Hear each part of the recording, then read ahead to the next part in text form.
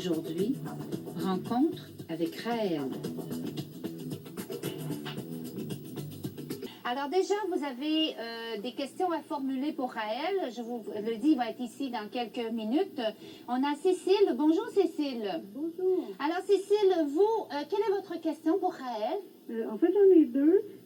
C'est qu'est-ce qu'il pense de Jésus et pas de la religion catholique, juste de Jésus. Juste de Jésus. Ben, je pense que c'est comme son petit frère, c'est un prophète aussi, hein? Okay. Mais moi, je réponds pas. Et c'est quoi son message et pourquoi, c'est quoi la différence entre l'extraterrestre et un message qui vient de la divinité, là? OK. Quelle est la différence entre le message qui vient de Dieu et... par extraterrestre ou de la divinité? C'est quoi la nuance, là? OK. Merci, Cécile. D'accord, bonjour. Au revoir. Laurent, maintenant. Bonjour, Laurent. Laurent. Allô? Oui. Laurent, vous avez une question pour Raël. Oui, ma question, je voudrais savoir, Raël, tu prétends que les extraterrestres ont créé les humains. Alors, je voudrais savoir qui a créé les extraterrestres.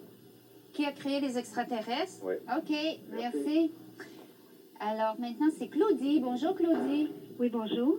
Alors, votre question pour Raël? Moi, c'est quel est le bien que les gens ont à croire en la religion raélienne? Quel est le bien qu'ils en retirent? Que les gens ont à croire en cette religion-là plus qu'à autre chose. Oui, qu'ils en retirent. Qu'est-ce que ça leur apporte, finalement? C'est ça que vous voulez... au fond, ce que je comprends, c'est que vous comprenez... Hein? Qu'est-ce que ça leur rapporte de bien? Qu'est-ce que ça leur rapporte de bien? OK. Oui. De bien retirer, de croire en cette religion, d'adhérer à cette religion. C'est ça. Merci, Claudie. Merci, au Au revoir. revoir. Vous voyez, c'est important, des fois, de reformuler. Philippe, bonjour, Philippe. Bonjour. Alors, quelle est votre question? Moi, je voudrais savoir quelles sont les preuves de l'existence des Élohim. Les preuves de l'existence? Ouais. Parfait. Qu'est-ce qui prouve que Raël n'abuse pas de la naïveté des gens pour aboutir à ses fins? OK. On va lui poser la question. C'est bon? Merci, Philippe. Alors, et une dernière question, Stéphane, bonjour. Oui, bonjour. En fait, j'ai deux questions. Est-ce que tous les membres raéliens sont bisexuels? Bisexuels? Oui, parce que j'en ai rencontré plusieurs. Puis ils étaient tous bisexuels, ceux Oui. que vous connaissez? Exactement, c'est un groupe. Et puis la deuxième question, le fameux tatou raélien, est-ce que c'est tous les membres qui le portent? Et est-ce qu'ils le portent tous à la même place? Un Parce que moi- tatouage. Oui, OK. un tatouage raélien, absolument. OK. On va Merci. lui demander. Au revoir. Merci beaucoup. Au revoir. On s'arrête le temps d'une pause. Raël sera là. Il est précédé d'ailleurs de ses fleurs. À chaque fois que j'ai vu Raël, il y avait toujours des fleurs avant lui. Je ne sais pas pourquoi. Il sera là tantôt. Restez là.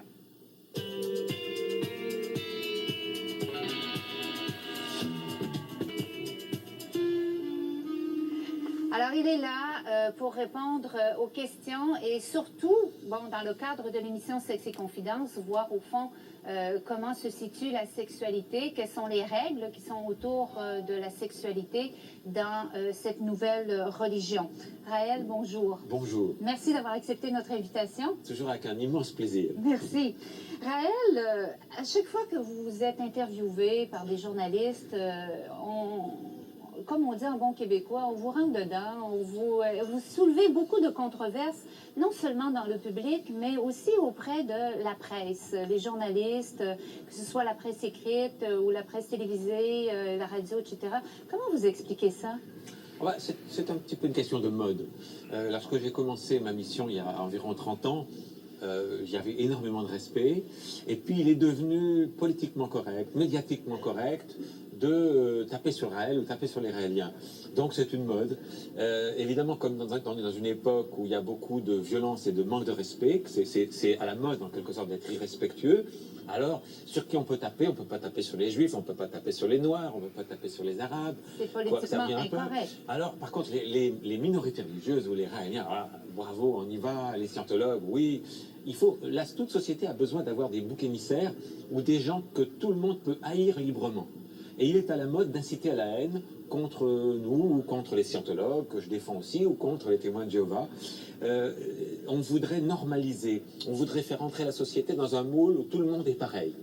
Mais la société a quand même besoin d'avoir des boucs émissaires, des gens qu'on peut haïr et où c'est socialement bien vu de les haïr.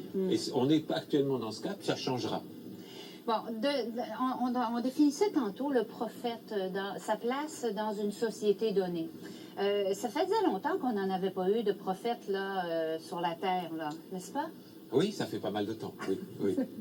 Parce que les religions qui sont bien en place sont quand même là depuis quand même assez longtemps. Oui, mais quand même, assez récemment, il y a eu le fondateur des Mormons, qui est aussi un prophète, et Oui. qui vraiment a amené un message magnifique. Et donc, ça, c'est pas très ancien, c'est pas très C'est plus vieux. récent, mais c'est plus récent. vieux que vous quand même. Oui, bien sûr, bien Oui. sûr, bien sûr. Bon, et vous, de quel prophète vous vous rapprochez le plus?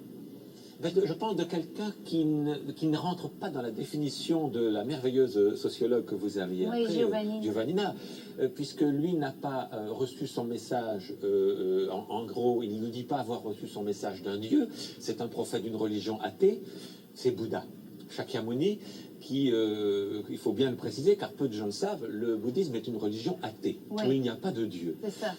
Nous savons, nous, et nous enseignons qu'il a reçu son enseignement des Elohim, mais et son enseignement est complètement athée. Ça surprend tous les médias, ça surprend Larry King sur CNN quand il l'invite, quand il invite le Dalai Lama, Ouais. qui dit il n'y a pas de Dieu dans la religion bouddhiste. Il n'y a pas de Dieu créateur. Il y a le développement de soi, le développement de l'être et l'affranchissement de tous les maux dont on peut souffrir quand on est dépendant de son environnement. Alors c'est celui dont l'enseignement m'est le plus proche, évidemment. OK. Parce qu'il n'y a pas un Dieu qui, lui, a droit de vie et de mort sur les êtres humains. Et pire que de droit de vie ou de mort, droit de culpabiliser, droit de faire souffrir. Oui. Car les plus grandes souffrances qu'on peut infliger à un être humain ne sont pas des souffrances extérieures, mais les souffrances qu'il s'inflige à lui-même quand il se sent coupable, en particulier dans le domaine de la sexualité. OK. Donc, il y a quelqu'un ici, pour rester dans le même ordre d'idées, qui vous demande ce que vous pensez de Jésus. Pas de la religion catholique, elle insiste, mais de Jésus, le prophète. Merveilleux message. Et encore une fois, le message de Jésus tel qu'il l'a donné, et c'est souvent le problème des prophètes, c'est que le message qu'ils amènent est déformé par ceux qui le reprennent. Ça risque pas de vous arriver, ça, Raël? Bien sûr que ça risque, c'est pour ça que j'essaie de mettre en place tout un tas de structures. Maintenant, on a la chance, ce qui n'existait pas à l'époque des grands prophètes du passé, d'avoir la radio, la télévision, la vidéo, l'enregistrement. Et donc, j'essaie de faire enregistrer les écrits et tout ça. N'oubliez pas, par exemple, Jésus, le message d'amour extraordinaire, Ouais. merveilleux qu'il a amené. Il a été drôlement transformé. Il a été mis par écrit seulement 3 siècles après sa mort. Alors imaginez, vous savez le petit jeu où on se met en rond là, Ouais. on se passe une phrase, quand elle revient, c'est plus la même. Non. Ça se passe en 3 minutes. Imaginez en 3 siècles. En 3 siècles, il y a un changement, un bouleversement considérable. Jésus, et je le sais parce que je l'ai rencontré, il est vivant sur la planète des Elohim. C'est vrai? Et il avait parmi ses apôtres des prophètes. Parmi ses apôtres, il avait aussi des femmes. Or, vous parliez de la place de la femme tout à l'heure, l'Église catholique refuse le fait qu'il y ait des femmes prêtres en disant qu'il n'y avait pas d'apôtres qui étaient des femmes. C'est faux, il y avait des femmes, car pour Jésus, les femmes et les hommes avaient la même valeur, étaient des êtres humains. Bon. Autre question. Qui a créé justement ces extraterrestres? Donc, le message, là, moi, ce que je remarque dans tous les prophètes, le message, il vient pas de la Terre, il vient d'ailleurs. Oui, Hein? tout à fait, il vient de gens qui sont en avance et donc qui veulent nous aider à évoluer. Pas scientifiquement, car là on se débrouille bien, mais nous aider à évoluer spirituellement. Car si les hommes n'évoluent que scientifiquement, ils découvrent des armes qui leur permettent de s'autodétruire, on est très doué pour ça, mais il faut quand même tant que le niveau de science, le niveau de sagesse, c'est-à-dire de respect des autres, d'amour du prochain, comme ça a été dit, et moi j'ajoute d'amour du lointain, qui est beaucoup plus important que l'amour du prochain. Mais son prochain, c'est facile, il a la même couleur de peau que vous, Ouais. il a la même sexualité que vous. Le différent, Le vous voulez différent. dire, aimer le différent. Aimer son lointain. Quand on est hétérosexuel, il faut aimer les homosexuels parce qu'ils sont différents. Quand on est blanc, il faut aimer les noirs parce qu'ils sont différents. Ils bondissent à la maison, là. Probablement. Bon. Probablement. Mais qui a créé les extraterrestres? Alors, eux sont venus sur Terre avec une science extrêmement évoluée, la maîtrise de l'ingénierie génétique, de l'ADN. Ils ont créé la vie sur Terre dans des laboratoires. Il n'y a pas de Dieu. Et la Bible est un livre athée qui raconte la création de la vie sur Terre par des êtres très évolués. Vous savez que nous sommes, nous êtres humains, sur le point d'aller sur d'autres planètes et créer la vie. C'est déjà un projet de la NASA. Donc on va faire la même chose, on va devenir des dieux en quelque sorte. Bien, par qui ont-ils été créés? Parce qu'on aimerait bien que Ça, qu'il y ait un commencement. Ben oui. C'est Et ça, c'est le le symbole. premier Voilà. chiffre ou le dernier chiffre, on veut tous savoir ça Et quand on est petit. je ramène tout ça au symbole des Elohim qui est ici. Ouais. Il n'y a pas de commencement. Ça, c'est une croix gammée avec Oui, enfin, le symbole a été adapté au milieu pour Ouais. ne pas choquer certaines personnes. évidemment. Et une étoile de David. Oui. C'est l'infini dans l'espace et dans le temps. Les Elohim ont été créés par d'autres êtres venus de notre planète. Vous allez me dire, oui, mais qui a créé Oui, les autres? oui. D'autres encore. Il n'y a pas de commencement, il n'y a pas de fin. C'est un cycle éternel. Et je reprendrai une phrase très belle du Bardo Thodol, le livre des morts du Tibet, bien sûr bouddhiste, qui dit « L'esprit et la matière sont éternellement un ».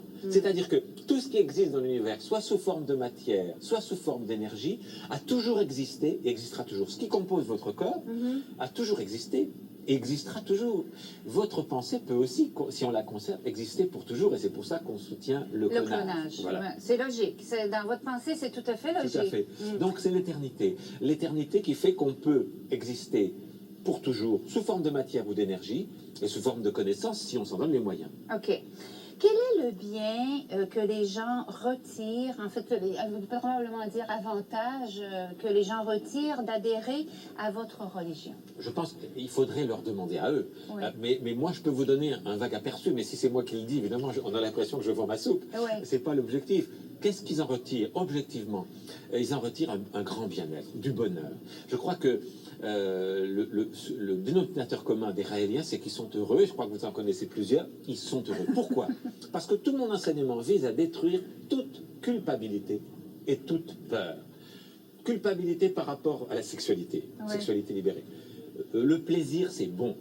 L'argent, c'est bon. Ça ne doit pas devenir un dieu, mais c'est bon de gagner de l'argent. Alors que dans beaucoup de religions, et la religion catholique en particulier, c'est un crime de s'enrichir. Les deux grands tabous de notre société, Bien le sûr. sexe et l'argent, vous, pas de problème Au avec ça. contraire, gagner de l'argent, mais utilisez-le pour le bien.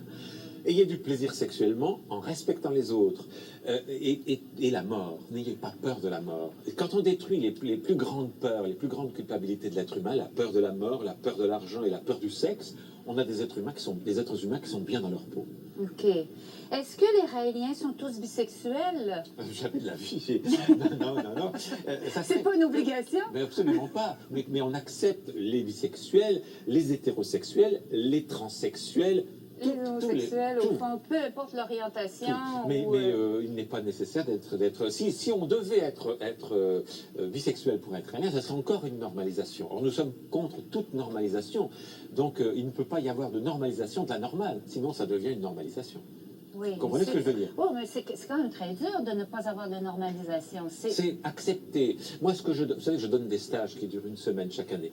Mon objectif, c'est quand je vois arriver les gens, c'est qu'ils repartent encore plus différents quand ils sont arrivés les uns des autres. Alors que beaucoup de religions veulent qu'ils se ressemblent en repartant, qu'ils soient tous, on reconnaît certains groupes religieux, ils sont tous pareils, habillés pareil. Moi, je leur dis, faites comme moi. Créez votre costume. On l'aime, on l'aime pas, c'est moi qui l'ai créé. Créez votre costume, portez vos couleurs, soyez vous-même, créez votre coiffure originale, différente. Faites chanter votre code génétique, soyez vous-même. Bon, on va s'arrêter le temps d'une pause, mais là, après la pause, je veux que vous me parliez de ce tatouage-là. Je ne sais pas qu'est-ce que c'est, vous n'avez pas l'air de trop le savoir non plus, mais en tout cas, on va rester là. On continue avec vos questions et les réponses de Raël. On continue avec les questions à Raël. On pourra prendre les vôtres au téléphone tout à l'heure. Raël, cette histoire du tatouage, est-ce que tous les Raéliens sont tatoués avec votre croix, là? Je m'amuse beaucoup, j'ai jamais entendu dire ça. Je ne sais pas quoi. Ils ont la médaille, qui n'est pas obligatoire, mais bon, ils l'ont par plaisir. Et certains l'ont beaucoup plus discrète que ça. Oui, tout à fait. Certains, il y en a peut-être qui se la sont fait tatouer. Moi, j'ai vu une fille qui s'était fait tatouer, et d'ailleurs un endroit très beau, c'est sur le sein, mais c'est pas, j'en connais pas beaucoup. Non. Alors donc, vous n'êtes pas obligatoirement tatoué, marqué Absolument. comme ça. Non, ni au fer rouge non plus. Non, il n'y a pas de. Non, c'est la première fois que j'entends ça. Dans certaines religions, il y a un rituel de passage. C'est-à-dire, bon, chez les catholiques, vous avez le baptême. Est-ce que chez les Raéliens, il y a quelque chose de spécial pour adhérer? Oui, il y a ce qu'on appelle le baptême raélien, transmission du plan cellulaire, reconnaissance par les Elohim de l'engagement en tant que raélien des individus, qui se manifeste, un, par un acte d'apostasie de sa religion précédente, et deux, par ce contact manuel sur le front. Ces transmissions ne sont faites que sur des individus adultes. Adultes. Jamais on ne baptise les enfants. Ni les adolescents. Adolescents, on considère comme adultes les gens quand ils arrivent, quand ils dépassent la puberté, quand ils sont capables de par eux-mêmes de choisir. Un petit bébé, non. Un petit enfant, non. Mais quand on devient pubère, on considère que les gens sont capables de prendre une décision. Oui, c'est ce qu'on vous reproche d'ailleurs. On vous dit que les adolescents sont influençables et que Bon, Ça, ils sont moins influençables qu'un bébé à qui on donne pas le choix et qu'on met dans l'eau des fonds baptismaux ou à qui qu'on circoncis sans lui demander son avis. Bon, les Élohim, pourquoi ils n'arrivent pas? Est-ce que vous allez être comme les Juifs, vous allez l'attendre? Il y a beaucoup de comparaisons quand on regarde attentivement. Mais disons que eux, c'était des siècles et des millénaires d'attente. Oui. Et là, nous, on dit c'est avant 2035. Donc, on est très proche. C'est pour ça qu'il est annoncé que je suis le dernier des prophètes, celui qui vient quand la boucle est bouclée, quand tout s'accomplit. Le Messie pour les Mashiach, pour les Juifs, puisque le mouvement raélien se développe très fort en Israël, où on attend le Messie Comment qui vous doit... expliquez ça, que ça se développe autant en Israël? Parce que nous voulons construire l'ambassade pour accueillir les Elohim en Israël, si possible près de Jérusalem. Et donc, c'est ce que le Mais vous ne Messie trouvez pas annonçait qu'il y a devait faire. assez de problèmes à C'est Jérusalem pour ça. avec les religions? Et c'est pour ça, la solution pour arrêter les problèmes, c'est la construction de l'ambassade, que ce soit en Israël, si Israël accepte, ou en territoire palestinien, car les Elohim reviendront avec les grands prophètes, avec Jésus, avec Moïse et avec Bouddha, et avec Mohammed. Vous allez avoir tout un party, vous, là. Oui, Ça et va s'ils être- arrivent, c'est la paix assurée, Vous croyez? obligatoirement. Si Bon. Mohammed arrive et dit aux musulmans de faire la paix, et Jésus dit la même chose aux chrétiens, et Moïse dit la même chose aux juifs, c'est la fin.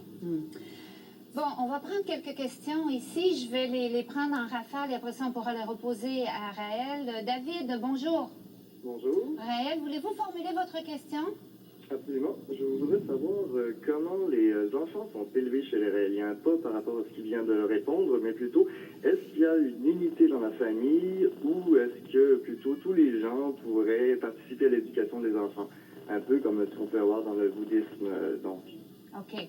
Alors, je vais prendre l'autre question, David, et on va la reposer à Raël. On a Gilles. Bonjour, Gilles. Oui, bonjour. Alors, quelle est votre question pour Raël?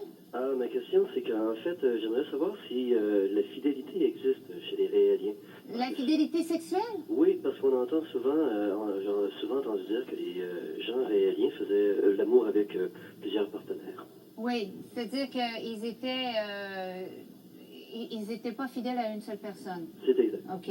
Merci. Merci. On a Abakar. Bonjour, Abakar. C'est comme ça qu'on prononce votre nom? Oui, c'est bien Abakar, A-B-A-K-A-R. Oui, quelle est votre question? Oui, ma question est que j'aimerais demander à Raël, tous les prophètes étaient parvenus à la fin de leur prophétie. Lui, c'est quand la fin de sa prophétie.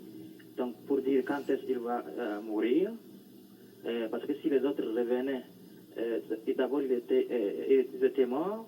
J'aimerais savoir, Raël, quand est-ce qu'il va mourir, lui, et quand c'est la fin de sa prophétie.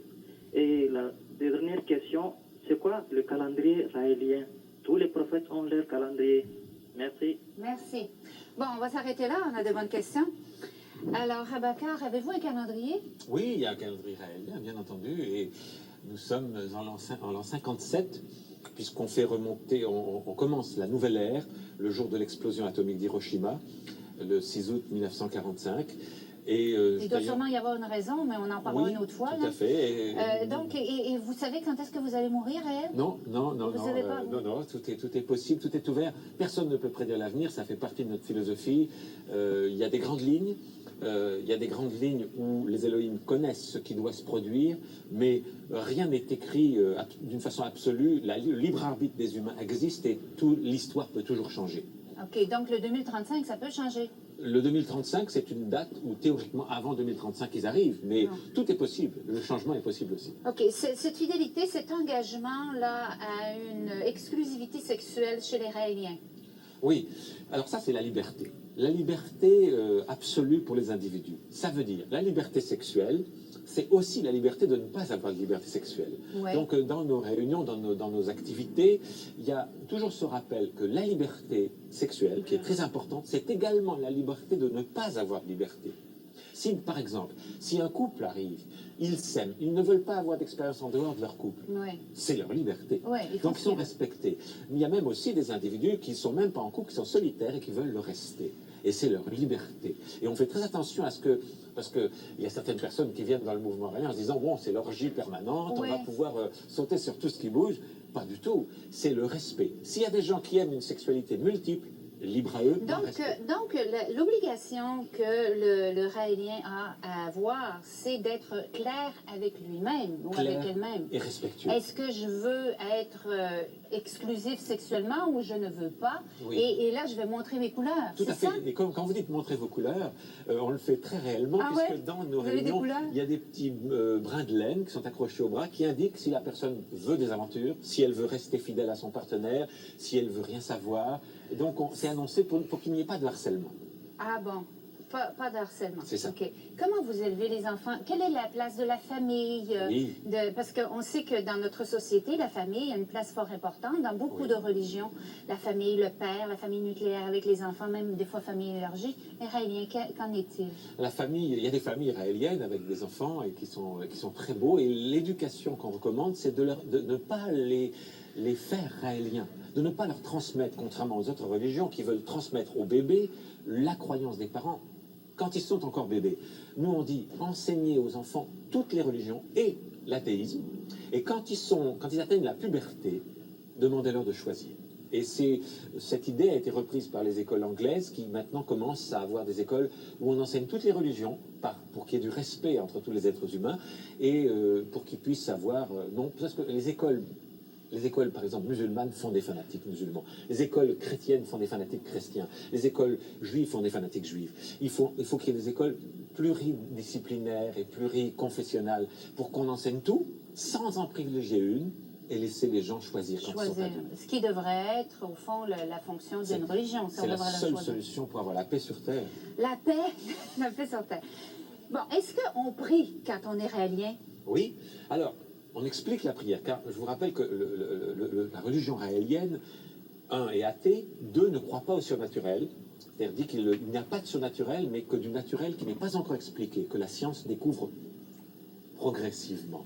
C'est donc c'est plus accessible. Ah, tout à fait, c'est que nous sommes 100% matérialistes. Donc, qu'est-ce que la prière? Vous aimez l'argent, vous aimez le plaisir, vous aimez le matériel, vous êtes très humain. Tout à fait.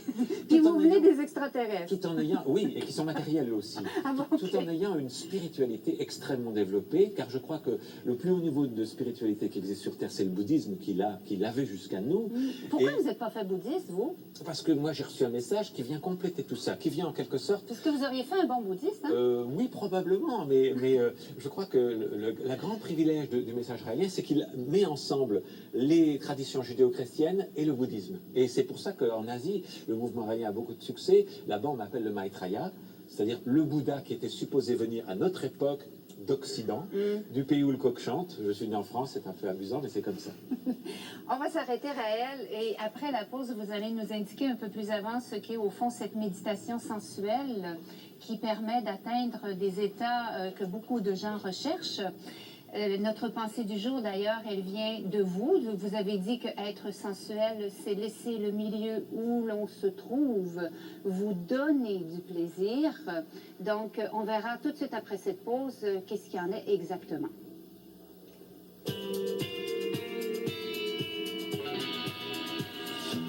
Aujourd'hui, rencontre avec Raël. À laquelle vous avez répondu, mais vous voulez répondre à nouveau parce que je pense que ça n'a pas été compris. Vous avez parlé d'athéisme. Très souvent, athée veut dire pas de Dieu. C'est ça. Donc, quand on vous dit qui est Dieu, personne. Il n'y a pas de Dieu. Être athée, c'est ne croire en aucun Dieu. Et nous expliquons qu'il n'y a pas de Dieu, que l'univers est infini, composé de matière et d'énergie, et qu'il n'y a pas de Dieu. Donc, pour être très clair, il n'y a pas de Dieu et il n'y a pas d'âme. C'est notre philosophie. Bon, alors là, on a parlé un peu de sexualité. Et vous nous amenez, vous dites que les Raéliens ont une prière. Il s'agit d'une méditation sensuelle. Non, il y a des prières, c'est une chose. On ne l'a pas vraiment répondu tout à l'heure. Oui. La prière, c'est s'adresser à quelque chose ou à quelqu'un qu'on considère comme supérieur. Alors, vous avez ça? Oui, une prière aux Elohim, où on demande aux Elohim d'essayer de nous aider. On peut donc utiliser des prières. On dit le Notre Père. On le met au pluriel, nos pères, les Elohim. Mais la vérité profonde, c'est surtout s'adresser à son subconscient. Okay. C'est la méthode Coué. C'est si on n'est pas prêt, si on se sent faible avant un examen, avant quelque chose, ou dans une souffrance, dans une maladie, on prie et on s'adresse à son subconscient en vérité, en invoquant une puissance supérieure, mais en vérité, on se donne l'énergie à soi-même pour guérir. Oui. Et aller chercher ce dont on a besoin. Oui, tout à fait. Bon, dans la méditation... La méditation, c'est autre chose. Oui, c'est quoi? La méditation, c'est, comme vous l'avez cité tout à l'heure, être bien, être heureux, être en harmonie, c'est du plaisir. La méditation, c'est s'entraîner au plaisir. Méditare en latin, s'entraîner, c'est entraîner son cerveau et tous les capteurs, les prolongements des neurones que sont nos sens pour être le plus heureux possible, pour jouir de la vie. Oui. Et cette jouissance, ça en va aussi quand on parle de jouissance avec les gens.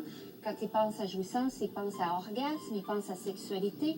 Cette capacité, justement, de méditer peut amener à des états assez intéressants de plaisir sexuel. Oui, aussi. Mais ce n'est pas que ça. Souvent, je dis méditation sensuelle et les gens entendent méditation sexuelle. Oui, oui. On parle de... Parce que là, on les a vus méditer. Là, ils ne sont pas du tout en train de s'adonner à une copulation. Vous savez, écouter une musique en faisant plus que l'écouter, en devenant la musique, c'est un plaisir orgasmique, avec seulement de la musique. Regardez un coucher de soleil. Combien de personnes, je suis sûr qu'il y en a parmi ceux qui regardent, ont vu un coucher de soleil et ont eu des larmes aux yeux, ou une rose. C'est un orgasme. On peut avoir un plaisir orgasmique en regardant les étoiles, en regardant une jolie femme, ou en faisant l'amour.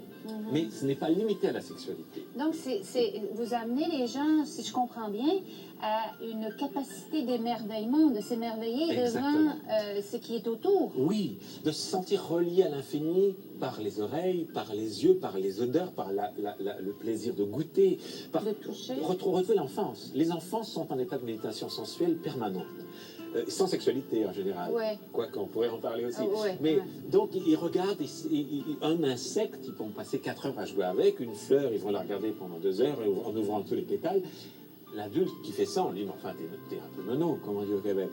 Alors que c'est important de retrouver ce plaisir, d'acheter des fleurs, d'aller les cueillir soi-même, c'est encore mieux, et d'écouter de la musique, de se mettre dans un état comme les gens qui sont avec nous là, qui, sans rien d'extérieur, fabriquent à l'intérieur, par les exercices de méditation que je leur ai enseignés, des bouquets imaginaires, des musiques imaginaires, un univers imaginaire, encore plus beau que la réalité, car n'oubliez pas, ce qu'on imagine est plus puissant que la réalité. D'ailleurs, tous les grands champions dans les sports les plus importants appliquent ceci. Je vous parle par exemple d'Ayrton Senna, qui était un grand pilote, je connais un peu la course automobile de Formule 1. Pendant que les autres s'entraînaient vraiment au volant, lui, il était assis et il visualisait les circuits. Et il était le meilleur pour ça, parce que ce qu'on imagine est plus fort que ce qu'on vit. Ça marche dans le sport, ça marche dans le bonheur. Vous utilisez beaucoup le cerveau. Ça marche dans la sexualité, bien sûr. Vous savez, si vous êtes avec une très jolie compagne, ou un très bel homme pour vous, et que vous imaginez que vous êtes avec le pape Jean-Paul II, vous n'allez pas être très excité. Maintenant, si vous imaginez que vous êtes avec, je ne sais pas, Tom Cruise ou un autre, ben, vous allez avoir un peu plus d'excitation. C'est montrer le pouvoir de l'imaginaire. Même si vous êtes vraiment avec Tom Cruise, et que vous imaginez être avec Jean-Paul II, l'excitation va retomber, je pense. Comment vous savez, vous? J'aimerais savoir, vous êtes un homme, vous êtes à la tête d'une église. Oui. Quelle est la part d'égalité entre les sexes dans votre église? Ah, 100% d'égalité. Les hommes et les femmes, d'ailleurs, je ne veux pas voir moi, si c'est des hommes et des femmes, ou des transsexuels, ou des gays. Ce qui est dans leur culotte ne m'intéresse pas. Ce qui m'intéresse, c'est ce qui est dans leur conscience.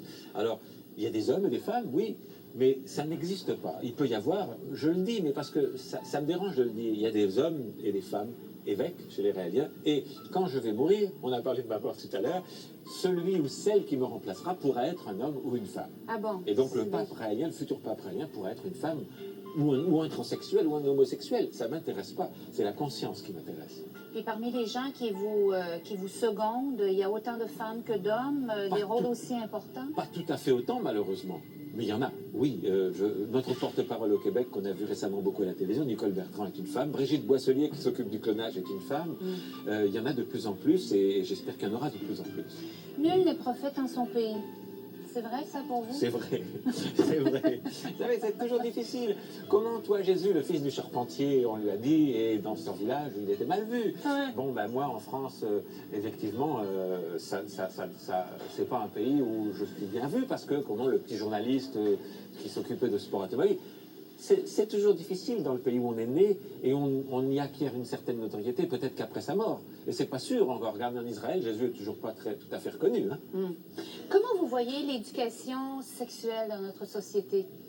On sait que qui devrait faire l'éducation à la sexualité? On sait que les premiers éducateurs sont les parents. Oui. Souvent, c'est l'éducation du déni. C'est pas l'éducation du tout, c'est l'absence d'éducation, c'est les tabous, c'est le silence, jusqu'à ce qu'il y ait un problème. L'éducation sexuelle, il y a longtemps qu'on en parle, devrait exister à l'école, et les professeurs sont gênés, les éducateurs sont pas formés pour ça, ils ont eux-mêmes leurs tabous, leurs blocages et leurs problèmes.